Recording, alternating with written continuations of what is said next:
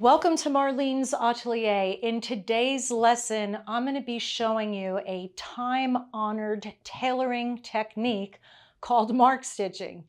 Mark stitching allows us to transfer all of those chalk lines from the wrong side of the cloth to the right side of the cloth while maintaining the integrity of our pattern.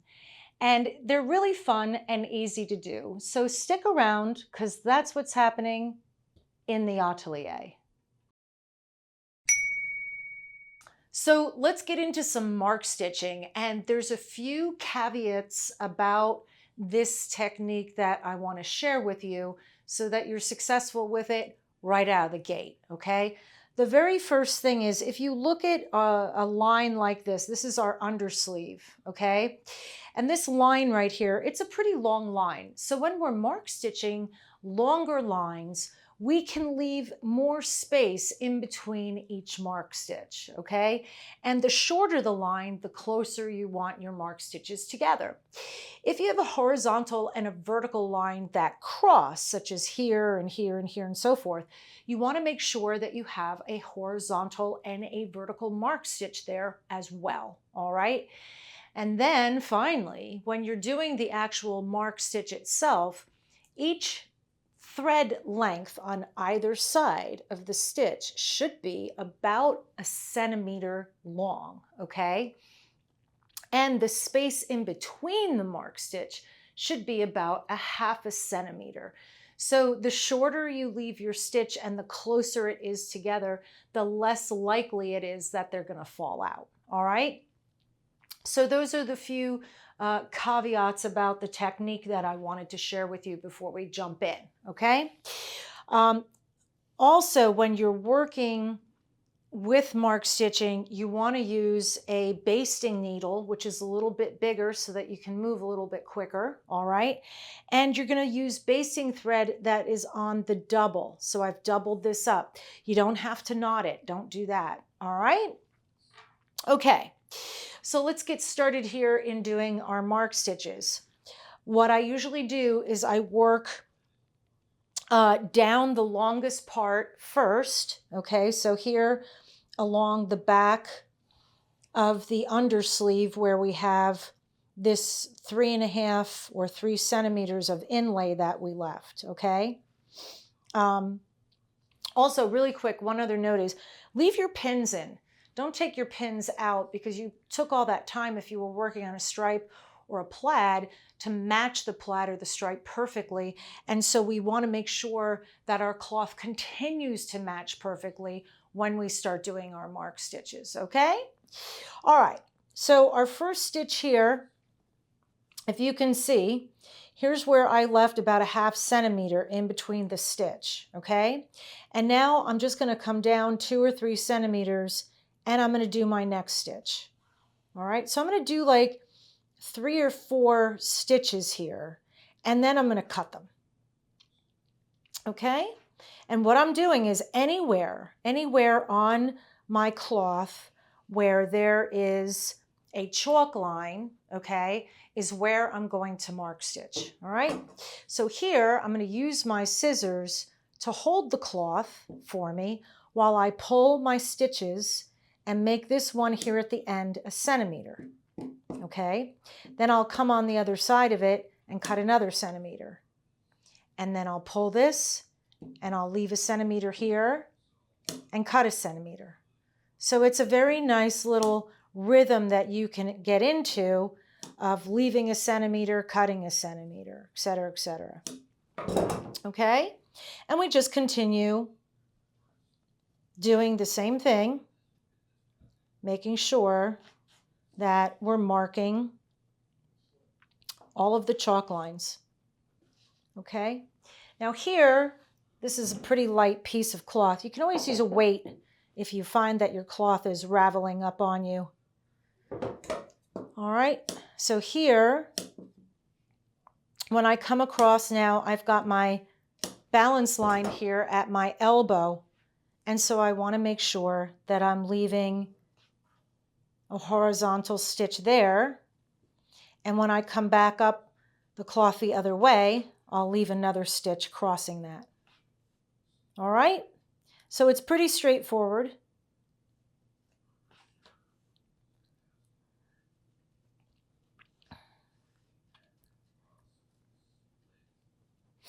Oop. I'll have to go back and add that bad boy back in there. All right, so it's a pretty easy process. The thing that I think most people do when they start mark stitching is they do too many mark stitches. They make them too long, okay? And they leave too much in between each stitch. And so when that happens, your mark stitches will be more than likely to fall out. So you want to keep them close together, and you don't want to make them too short because we have to go in and separate the cloth and cut these. So that's why we leave about 1 centimeter, so that each side of the cloth ends up having about 1/2 centimeter of the mark stitches. Okay, now here what I'm going to do is I'm going to come across the bottom, and I'm going to come across like every other stripe, and this stripe is probably about 1.5 centimeters apart. So more or less I'm leaving a mark stitch every 3 centimeters here. All right. And just like anything else, you want to make economic use of your materials. So I like to come right down to the nitty gritty when I'm working on this, and make sure I use like every bit of my thread that I can, right? And then here you see, right here where we have the inlay crossing over where our cuff is going to be, all right, we want to cross there, okay? And then I'll just keep going on and on and on. So we're marking in the cuffs here at the bottom.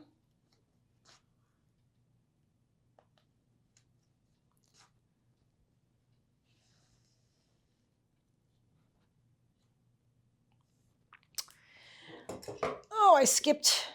Here we go. Let's get that. Let's fix that. I went one too many, one too far apart.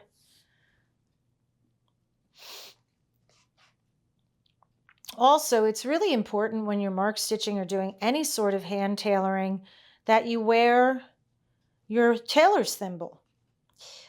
Because your thimble, once you learn how to use it correctly, okay, it actually helps give you that speed and agility that you need when you're hand tailoring.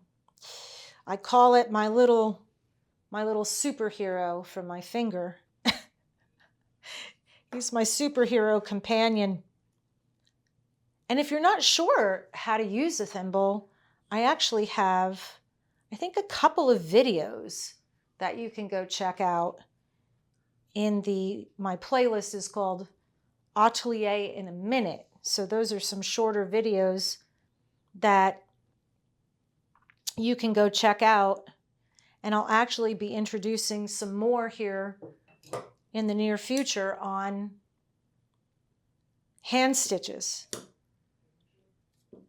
So if you want to learn all of the different types of hand stitches that are used in tailoring, that'll be a great place to do it for sure. All right.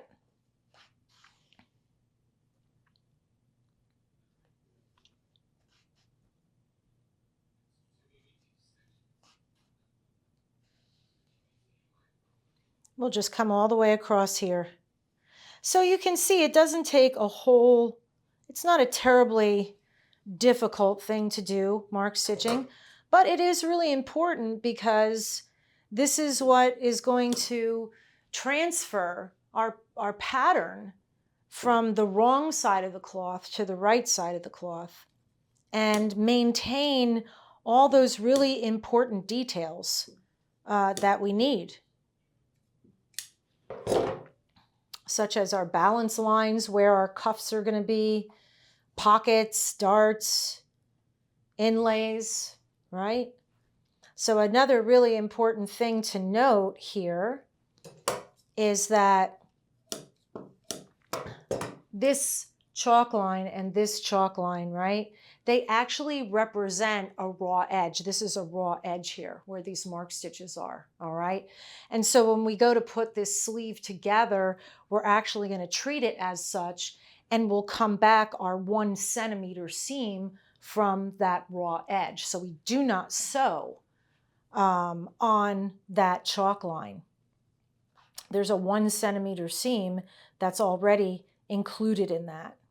So it's really important to think about, you know, this inlay that we have, that it really doesn't exist, if you will. It's only there if we need to make adjustments now or later on in the future. We want to do some alterations. I'm crossing over where the back of the inlay is, and I'm going to be making another little cross right here as well. It's a little tighter spot. Okay. And then we just have this last little part right here, the inlay that's in the arm side area of our sleeve. Okay. So that's about it. And here, of course, since this is a shorter line, okay, I'm going to be bringing this a little bit closer together. Just trying to, there we go, pull that through.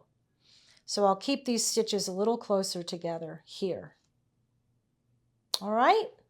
So mark stitching is, I don't know, what can I say? Mark stitching's cool. I think it's cool. I love it. I think it's fun. I think it's an easy technique. It's really one that, you know, you can use in any type of project that you're doing, whether you're sewing something or tailoring something. Mark stitching can be universally translated to really any kind of garment construction at all. There we go. All right, so now that we have all of the mark stitches done, all right, couple of things. Normally, okay, I would not cut these mark stitches until I was ready to actually tailor this part of the garment, okay? So I would leave the mark stitches together. I'll take out my pins because I don't need those anymore, all right? But, so that's a really good practice, is to just not do anything, just fold your piece up and pop it aside until you're ready to use it. But today, because I want to show you how to cut these mark stitches, I'm going to actually show you, all right? So again, if I was cutting these mark stitches, I would have this piece laying towards me, and I would be opening this piece up, these two edges, separating the two edges, and coming in and working like so, okay? But if I do that, you can't see what I'm doing. So I'm going to be working with these edges away from me. This is not what you'll do when you're doing this yourself, okay? Because I certainly don't want to see you cut your cloth, and this is a very good way to go about doing it.